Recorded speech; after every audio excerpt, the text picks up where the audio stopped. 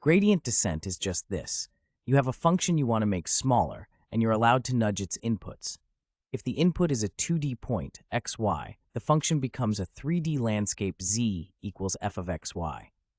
The algorithm is literally walk downhill, but the key is, how do we compute downhill efficiently for complicated formulas? Start with a concrete surface. Suppose f of xy equals 12x squared plus 2y squared. It's a bowl, steeper in the y direction. The gradient is the vector of partial derivatives. Gradient f equals partial derivative f of partial derivative x, partial derivative f partial derivative y equals x2y. That vector points uphill. We step in the opposite direction to go down. The update rule is xy is less than or equal to f2y minus x2y. If is small, you smoothly slide toward the minimum at 0, 0. If is too large, you overshoot and bounce. This is already the whole story of gradient descent. What remains is the hard part in practice, computing gradient f when f is built from many nested operations. Chain rule is the bridge from nested formula to gradient. If L depends on U and U depends on X, then a tiny change in X affects L through U. Precisely, dl over dx equals dl over du dot du over dx. Think of it as passing sensitivity backward. How sensitive is the output to this intermediate times how sensitive the intermediate is to the input. Now do it with a real multi-minus step expression. Let A equals x plus y, B equals xy, and L equals A dot B squared. Forward pass computes numbers, backward pass computes derivatives. The key rule at each node is local. For multiply m equals pq, partial derivative m partial derivative p equals q, and partial derivative m partial derivative q equals p. For square s equals t squared, partial derivative s partial derivative t equals 2t. Backprop is just chaining these local rules. Let's actually backprop once, symbolically. Start with partial derivative L over partial derivative L equals 1. Since L equals c squared, partial derivative L over partial derivative c equals 2c.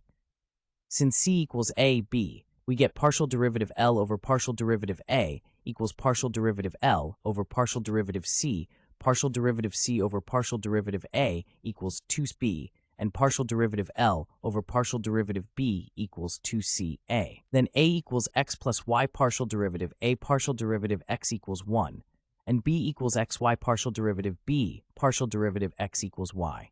So partial derivative L over partial derivative x equals partial derivative L over partial derivative a dot 1 plus partial derivative L over partial derivative b dot y. That gradient's add point is the heart of computational graphs.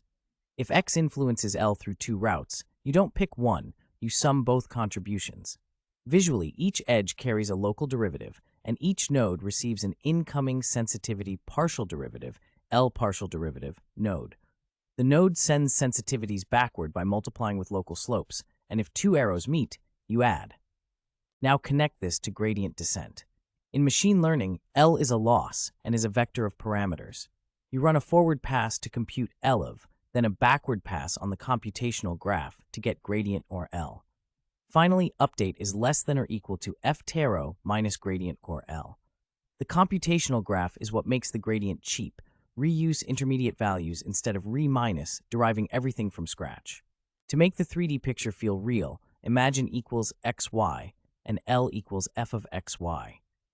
The gradient f is perpendicular to contour lines and points in the direction of steepest ascent. So gradient descent is move perpendicular to the contours, crossing them as fast as possible, but in the downhill direction. That's why the gradient is the right compass needle for optimization. So the full mental model is a lost surface you want to descend, a gradient vector that tells the local uphill direction, and a computational graph that turns the chain rule into a systematic backward pass. Gradient descent isn't magic, it's geometry plus bookkeeping. Once you see derivatives as sensitivities flowing backward, backprop becomes the most natural thing in the world.